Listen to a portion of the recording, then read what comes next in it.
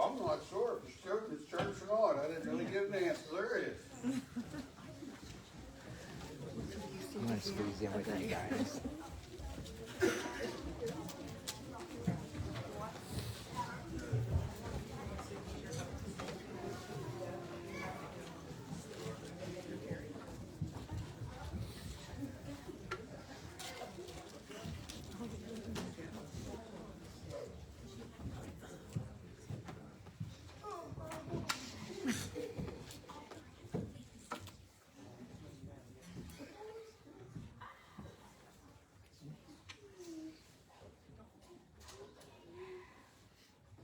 Well, it's good to be back. You know, sure did miss you guys. It's always, I love to travel and to see how God's working in other lands, and it's always great to go, and it's always great to get back. And I did offer, I didn't do an extension for Chris to share just a little bit about what he saw in Peru, and he's nodding his head yes, so I guess he's going to. So I invite him to share. We hear what Chris got to see. Jones wanted me to come up and ask or say about how maybe I saw God working on the trip, and like usually when I go on trips or work at Hands Feet of Hope or whatever, I like to work. You know, I don't really stop and talk to people or whatever, and that's really what these trips are for, to work and to witnessing, and more witnessing than work is what you should do. And I kind of did this time. I didn't really, I worked but not a lot. I sent a lot of pictures back to Suzanne and stuff, and videos, and I sat and talked with people more than I did before, and you know, you learn a lot from people when you sit and talk to them. And like going down here for the second time, it was like starting to make friends and stuff, you know, with the people like Jonathan and Carlos and Jose, and it's just, this trip was like different for me because I didn't really ever do that stuff before. And like if you sit back and try to see how God is working, you see it more than like if you're just there with your head down working. And we had the one boy there, Kevin, young kid, 20 couple. He was like the most servant person that you ever wanted to meet. He was like the caretaker of the school wherever we was staying, and he kept everything clean for us, and it was nice. And then I got to see Jonathan, like this guy has just got such a big heart for the kids. He's the one that set up all the plays and stuff, and we got to help him do that. And don't mean we'll help with VBS back here.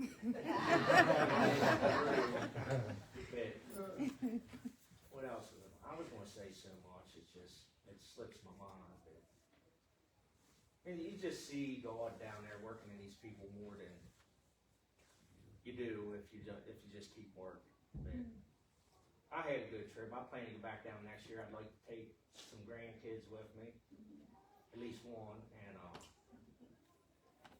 and the church could be thinking about it too.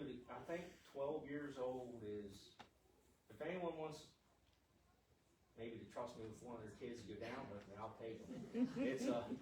It's more of a youth trip, you know what I mean, than it is for adults. There's a lot of kids that go, and it's a good time. I mean, good experience. Yeah. I want to take Cameron down with me next year if his mom will let me. And I'll take whoever, you know. I don't know. It'll be good. Mm-hmm. Yeah, that's all I got. Thank you, Chris. Thank you. I got to see God working in a lot of ways. This guy here, I've known him a long time. I knew him when.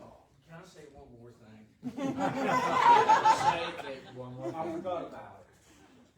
I seen God work through Josh too.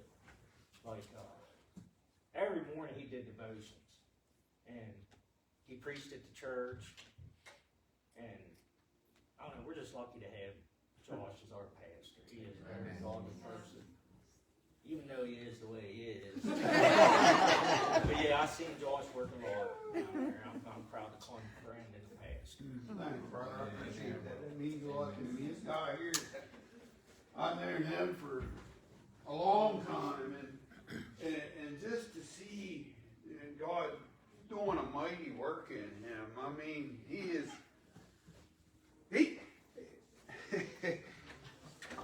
he actually packed presents up, shopped for presents, bought presents, took them down there for this little girl that he met last year, and the whole time he's like, I just can't wait to see this little girl. What was her name, Chris? Melanie. And he looked forward to getting to see Melanie and give her these gifts. That's heart change. That's what God does. He works in our lives and he transforms us. He takes what was a hardened heart, and you never seen yourself doing that, did you, Chris? If someone would have said to you 5 years ago, you're going to pack a gift up for a little girl and give it to her, and you might get to see her another year from now, but you wouldn't have believed it. And sometimes we kind of do that. We limit what God can do in our lives. I got to see God in so many ways. He mentioned this young guy, Kevin, his name was. Kevin spoke a little English. I learned a lot this trip. I learned how God learned Spanish. Because it troubles me when I can't communicate, because I love to hear stories and hear about people. And when that barrier is there of language, it makes it hard. But Kevin spoke a little English. His English was definitely better than my Spanish. But Kevin, I was like, what'd you do today, Kevin? And he listed some things. He went shopping and this and that. And then he said, and I cleaned the bathrooms today. I said, you cleaned our bathrooms? Yes, it was an honor. Now, I didn't really know that what he meant was it was an honor to clean the commode out, but what he meant, it's an honor to serve God. Even in the most lowly job, right? I'd rather be a doorkeeper in the house of the Lord, right? This guy was like, I would rather clean bathrooms and serve God than I would drive a limo for the President of the United States. That's what he meant. It's an honor. I learned a lot. I learned so much. I learned a lot of things about myself this trip. I learned my mind thinks I'm funny. My body says otherwise. We got to go Thursday to the ocean, and we was at the beach a little while, and got to see these fishermen come in. They had these little boats right here like this, and they would go out and they would catch fish, and they would fight the waves, and they'd come in and they'd set their catch on these boats and sell the fish. And they had octopus and crabs and all kinds of good things. But Thursday was a day of rest, and I'll tell you what, I needed it. Wednesday was a day of work. A hard day of work. We got up, we go to the job site Wednesday, and they fed us breakfast, and then it was time to work. Now our day began by carrying, I don't know, several hundred bags of 90-pound bags of concrete from one end of the church outside where the cement mixers was set up. There was 2 gas-powered cement mixers. They were set about 40 yards apart. And the plan was, there was a big old pile of gravel and sand in front of each one, and they brought more just when you thought you'd see the light of day, and then the truck would show up with more. That day, I found out later on, we poured an estimated 90 yards of concrete. Now, if you're not a construction person, 90 yards of concrete is about 9 mixer loads. Like if you see these trucks going up and down the road, 9 mixer loads up. But they didn't have concrete trucks down there. If they did, I didn't see them. They didn't have pump trucks. What they have is wheelbarrows, and they got mixers. Now, praise the Lord, they have mixers, gas-powered mixers. I couldn't imagine mixing that much with a hoe and a shovel and a rake. but it was still work, very hard work. Once the supplies were set, it was a pretty well orchestrated event. There was, I would say, 10, maybe 12 wheelbarrows. And Chris, in his infinite wisdom, grabbed the wheelbarrow. Because that was the easier job. Not easy, but easier. No, I'm not that bright. I seen a shovel. I know how to work a shovel. So I was the guy that was feeding the mixers. One mixer, one was plenty to feed. It took 4 5-gallon buckets of gravel, just like we have here. It was 57 stone, limestone gravel. Took 4 5-gallon buckets filled with sand, 2 5-gallon buckets filled with water, and 1 90-pound bag of concrete would go into the mixer. Each batch was about half a yard. Now, if you do the math, 90 yards times half, about 180 mixers full, roughly, give or take. And as the mixer got filled, the parade of wheelbarrows would take turns, and they would go underneath the mixer, and they'd dump, and then they would go. When that load was empty, and I wasn't alone. There was probably 40 of us, I would say, with the Nationals and the Americans. I would have filled my 4 buckets of stone. I filled the buckets and put them in the mixer. Now the mixer is the opening's about this high. So you got to get a 5-gallon bucket of gravel, and they weigh probably 80 pounds, but I think towards the end of the day they weigh 200 pounds. But and you had to do this quick. There was no lollygagging, right? You'd pick that bucket up and throw it in, and you couldn't just let it sit on you had to get it in there and not let the because the mixer's going around in a circle. So you didn't want to get the bucket against the mixer. It could be bad. And I had another guy helping me. So each batch I would put 2 or 3 buckets of stone in. Mostly I did 2, I'm not going to lie. There was times I did 3, there was times I did 5. Physically exhausting work. Out in the hot summer sun. Sun's bright down there, let me tell you, and there's no shade, and it was hot. And I worked, we had worked, not just me. I'm going to guess 2 hours. And I'm feeling it. I mean, I don't consider myself lazy. I work, right? I mean, I granted corn levers, and, in my secular world, but I consider myself to be a worker. I'm getting really, really tired. Now, I'm going to go and see how far along we are. And I'm telling you, this pour we did was, I think, about 120 feet long and probably 40 foot wide. And I go in after 2 hours, my arms are burning, I'm hot, tired, and I go in and I look, and we're maybe 1/4 of the way done.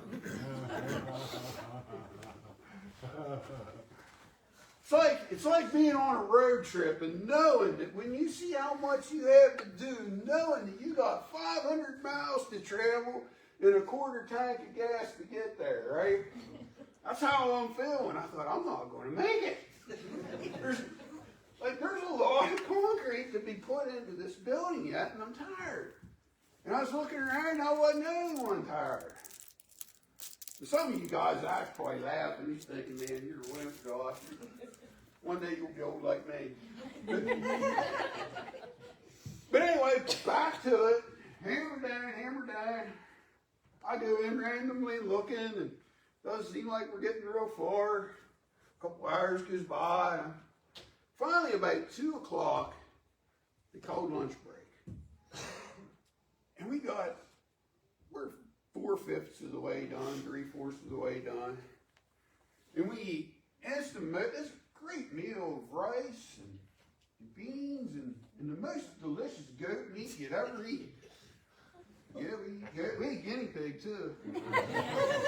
Guinea pig is better than the goat. But anyway, I flopped down, and I'm thinking, I just don't have much more left in me. I'm done. My arms, like I had to kind of throw the fork off. I'm done. And I'll say this, we had a crew of young adult women in their mid-20s. These ladies just hammered down work. I mean, solid. Nobody complained. This is as close to any complaining that you heard on the trip to what I'm doing right now. Right? Nobody complained. They had teenage boys. They all worked. None of them was lazy. There is hope for this younger generation. I'll tell you what, I've seen it in this trip. These young fellas, they work. Anyway, we get done with the meal. And I went up to one of them. I have torn rotator cuff too. And it generally don't hurt me, but it was hurting me from throwing them buckets in. I think even Chris, he had this nice wheelbarrow. I think he was even getting a little tired. I threw stones. A little bit. I learned from last year. I did what Josh did last year. So this year, I was holding on to a wheelbar for like half hour before we started working. He's not kidding me. Oh. Don't give it up. No, you don't set your wheelbarrow down. Like if you're getting a glass of water, you keep that wheelbarrow right there when you want to grab it. People were all too happy to take that wheelbarrow. But I go up to one of these teenage boys and I said, look, man, I said, I'm hurting. I just can't go anymore. Will you take my job? Yeah, I'll do that, Josh. So I got to wheel a wheelbarrow then for a couple hours. And like I said, it's not an easy job, just easier. Somehow the Lord gave me strength to finish up, and the Lord gave everybody strength to finish up because we was all tired, all hot. Like I think I even had a little heat sickness, whatever you call it, from the sun being down. We got done, got the wheelbarrows cleaned up. There's about 20 bags of 90-pound bags of cement needs to go in because you can't let it sit out. Somebody had to do it. I walk up to the cement.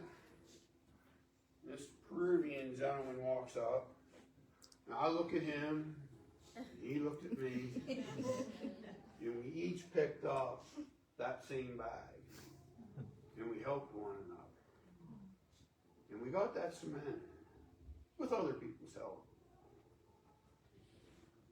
But I've been pondering that exhaustion and that tiredness and just the fact I just couldn't physically go anymore.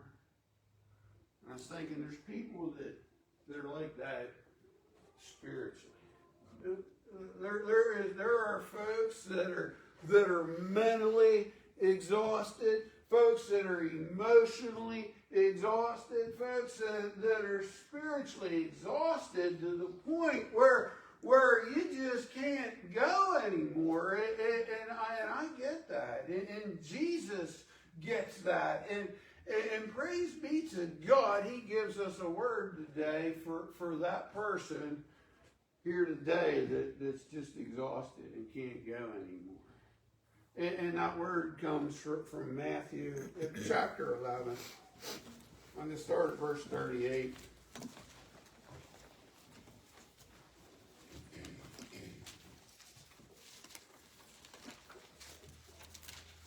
Jesus, he had been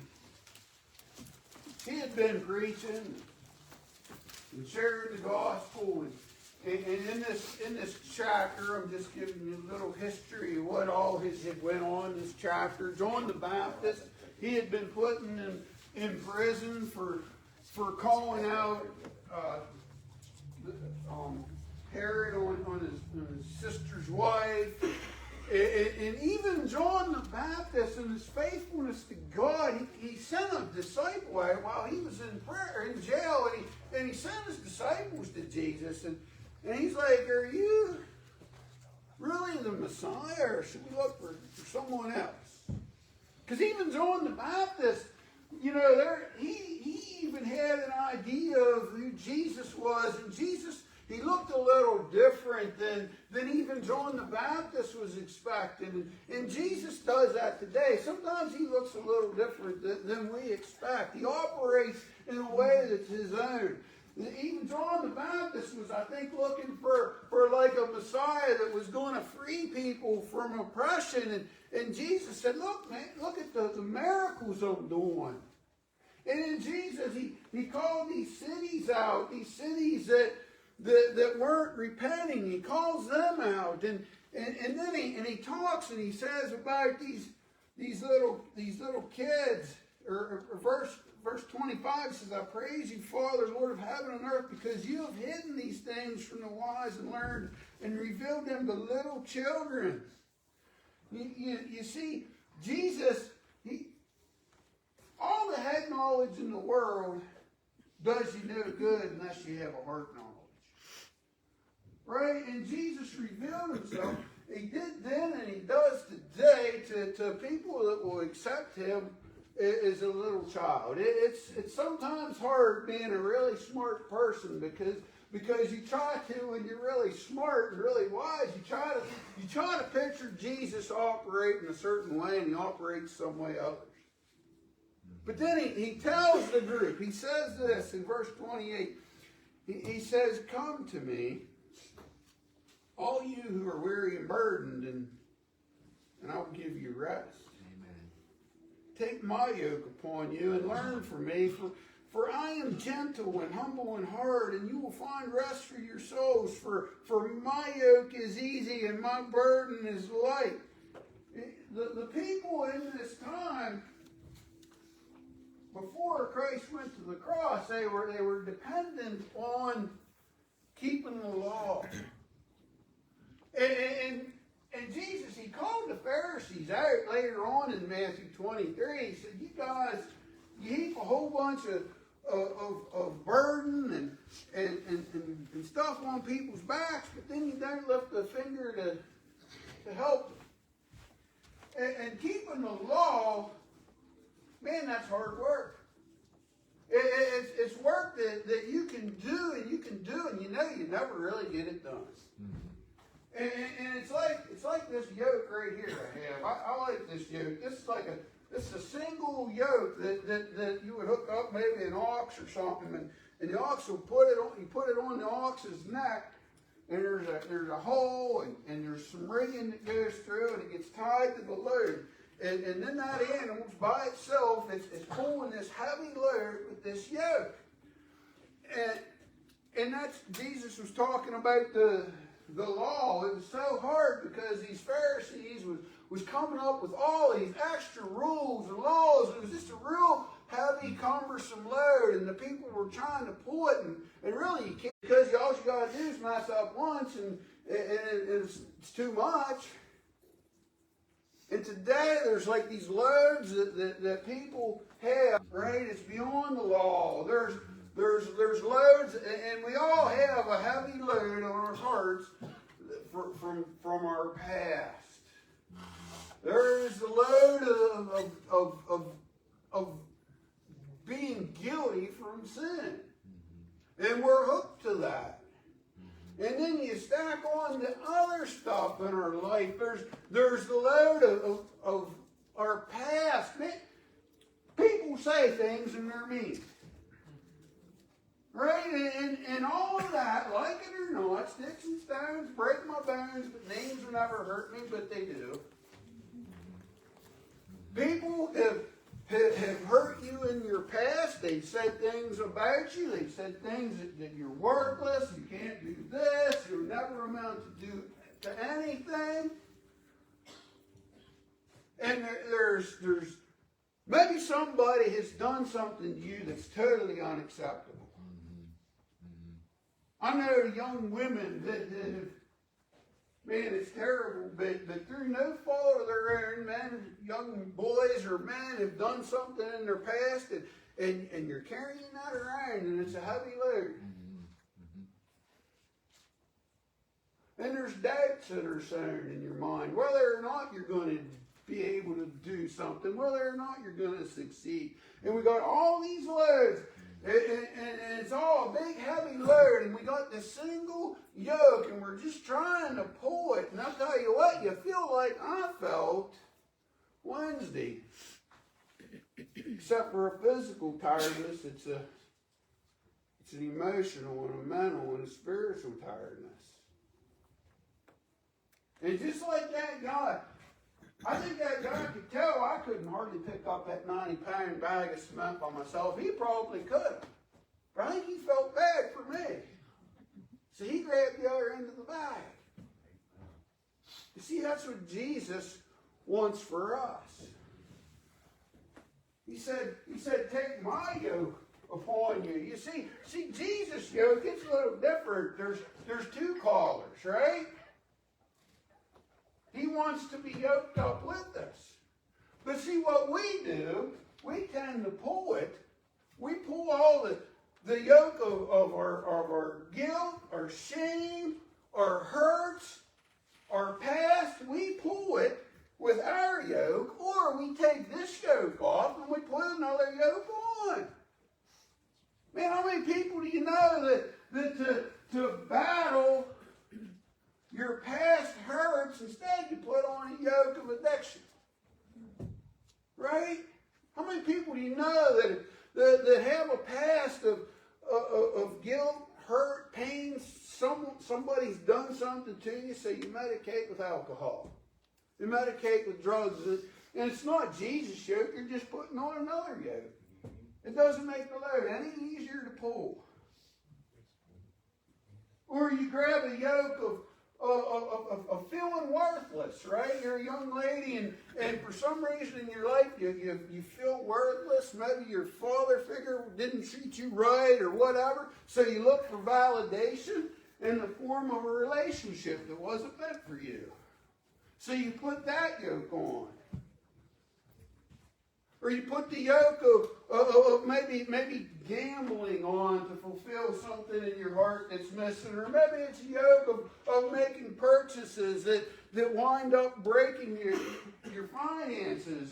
There's all kinds of yokes that we can put on that might be different than the first yoke we had, but they're still a yoke. And it's the wrong yoke. Jesus said, put on my yoke. Because there's two spots.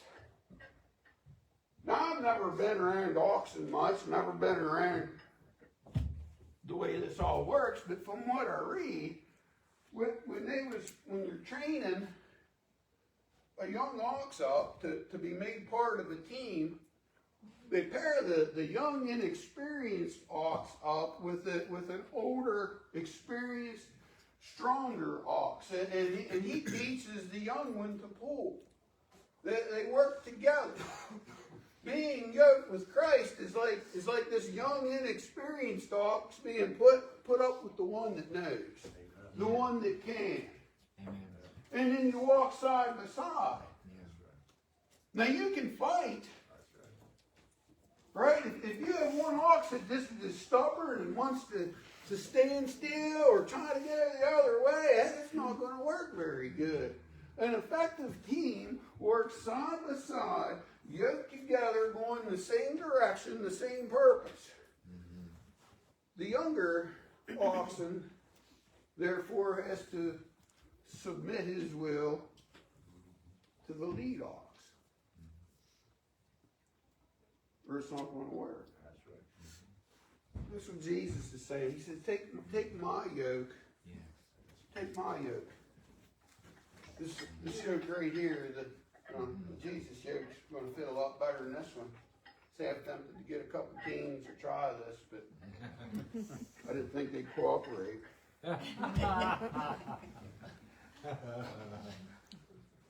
But you see, when you're teamed up with Jesus, and he's walking with you, he's the one. Yeah, putting on that yoke, it's still not easy. There's still a load to pull.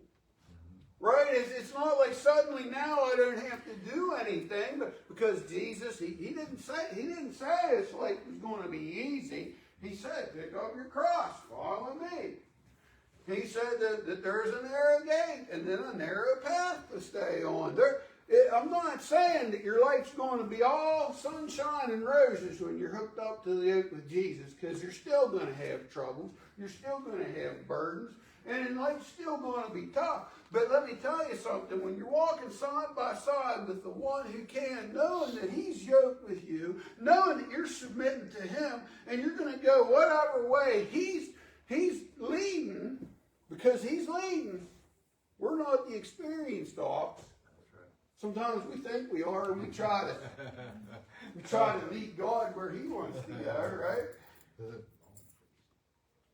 But we always submit to the lead, in his lead.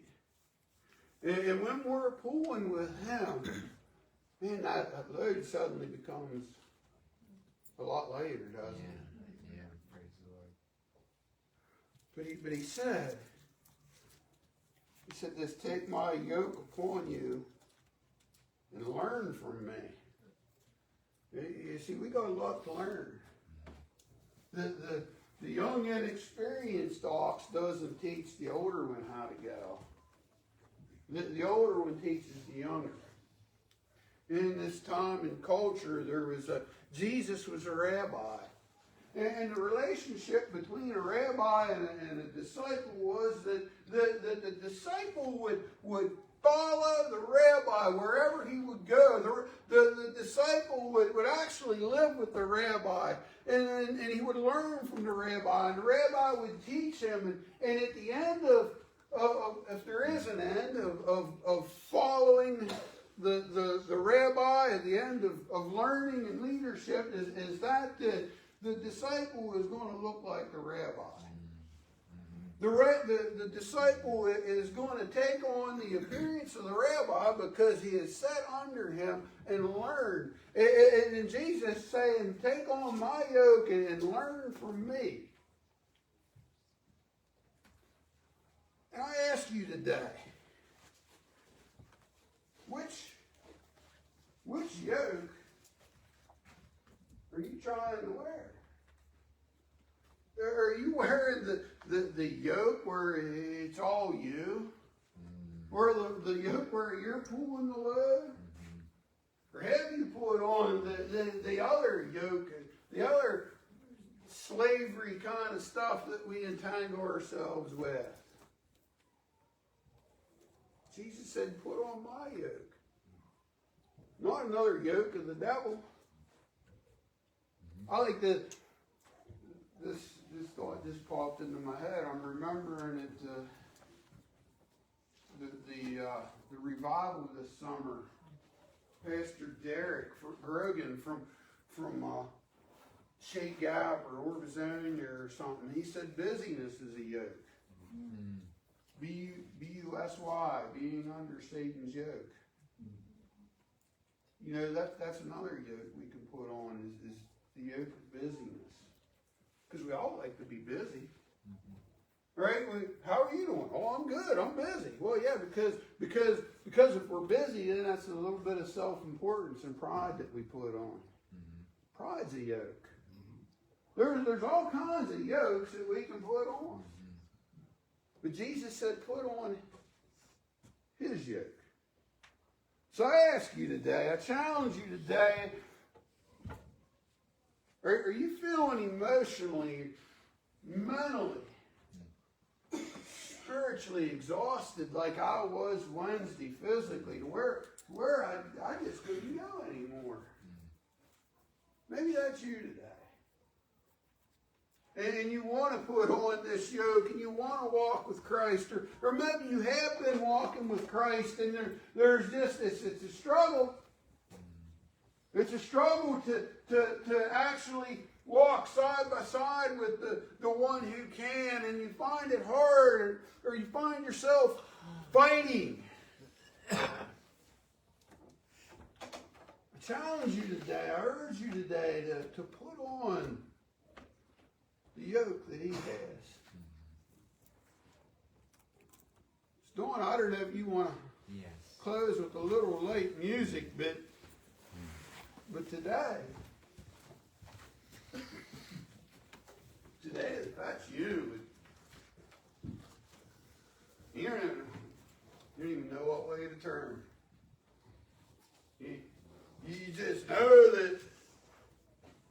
know that you're looking for that guy that, like that Peruvian that would pick up the other end of the cement bags because you can't do it anymore. Maybe you're looking today for relief. Maybe you're looking for strength because you recognize that you can't do it anymore on your own. Jesus said, "Come to me. Come, you who are weary and burdened, and I will give you rest." So he invites you today to come to him. Thank you, if you want. Thank you for tuning in today.